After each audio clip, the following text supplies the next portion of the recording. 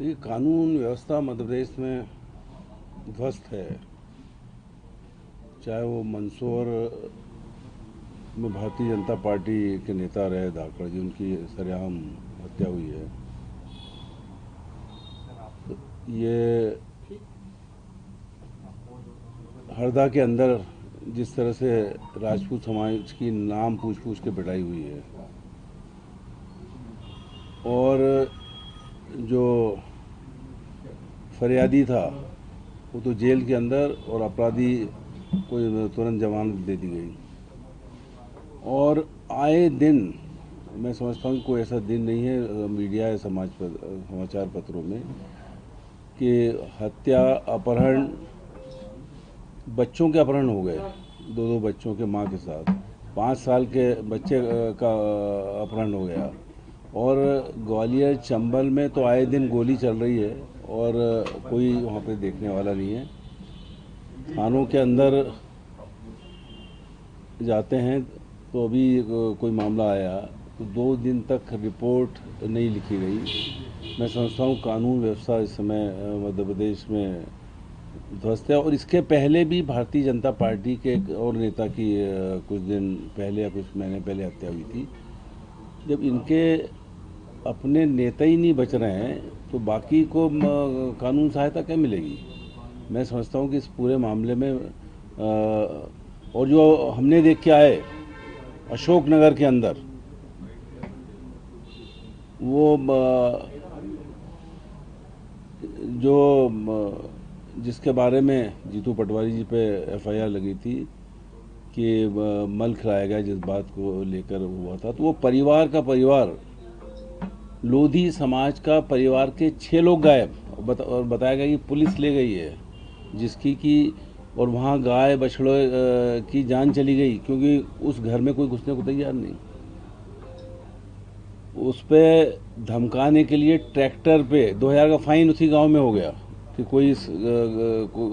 कोई इसकी गवाही नहीं दे, और उसकी वहाँ पे गुमशुदगी की एफआईआर की गई। लेकिन आज तक उस परिवार का पता नहीं। और वहाँ के लोगों ने कहा कि पुलिस ले गई, पुलिस कह रही हम नहीं लाए। तो आखिर वो लोग गए कहाँ? क्या उसकी ज़मीन निकल गई? तो ये है कानून व्यवस्था की स्थिति। तो कुल मिला के कानून व्यवस्था मध्य प्रदेश में पूरे देश के अंदर ध्वस्त है, नंबर 1 पे। और उन्होंने व्यापम के मामले को फिर एक बार उजागर किया। हालांकि दर्द सामने आया, शिवराज सिंह चौहान समेत पटवा जी के ऊपर सीधे तौर पर निशाना। आपने देखिए, उन्होंने एक चीज़ और कही कि मैं भी राजनीति में हूँ और 10-15 साल तक चुनाव लड़ती रहूँगी।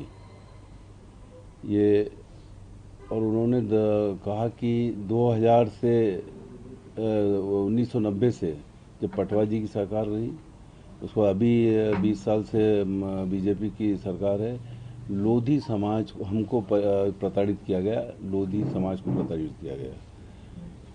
और उनका कहना है कि मैं फिर एक महिला, भारतीय जनता पार्टी की महिलाओं को आगे बढ़ाएंगे, लेकिन पूर्व मुख्यमंत्री की स्थिति ये कर दी कि उनको क्वारंटाइन कर दिया। भाई, उनको भी हक है चुनाव लड़ने का, आगे बढ़ने का, सही है, उनको मौका मिलना चाहिए और एक अच्छा प्रतिनिधित्व उन्होंने किया।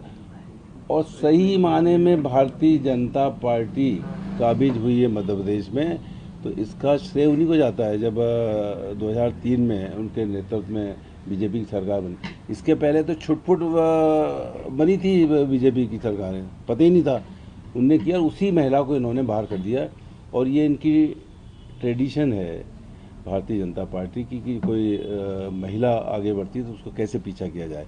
मैं समझता हूँ कि जो उन्होंने कहा है उनको मौका मिलना चाहिए। और जो उन्होंने कहा है कि व्यापम, ये व्यापम से मध्य प्रदेश में जो शुरू हुई गड़बड़ी डॉक्टर्स के मामले में, वो आज तक चल रही है।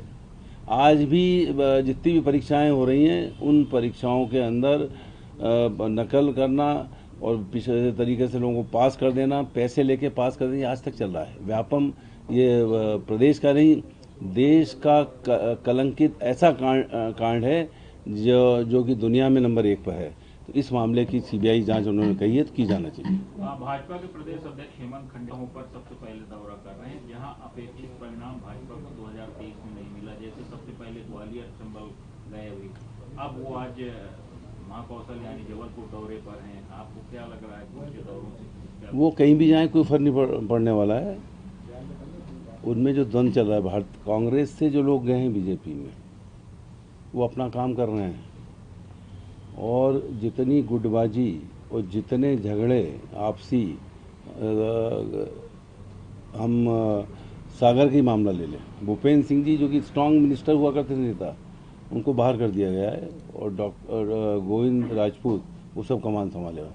ऐसे ही ग्वालियर चंबल में तो ये जो झगड़े और जो उठापटक चल रही है भारतीय जनता पार्टी, इन सब का, और जो लोगों को लाभ नहीं मिल रहा, 3,000 रुपये देंगे महिलाओं को, वो केवल चुनावी घोषणा थी। कहा था कि किसानों को MSP देंगे, उस पर खरीद लेंगे, खाद मिलेगी, ये सब नहीं हो रहा। किसान से लेके युवा से लेके हर वक्त परेशान है। इसलिए 2028 में कांग्रेस की सरकार बनेगी। ये इनके नए अध्यक्ष जी कहीं घूम लें, अभी तो उनको बैतूल जिले में ही वो सीटें बचा लें, वो बहुत बड़ी बात होगी।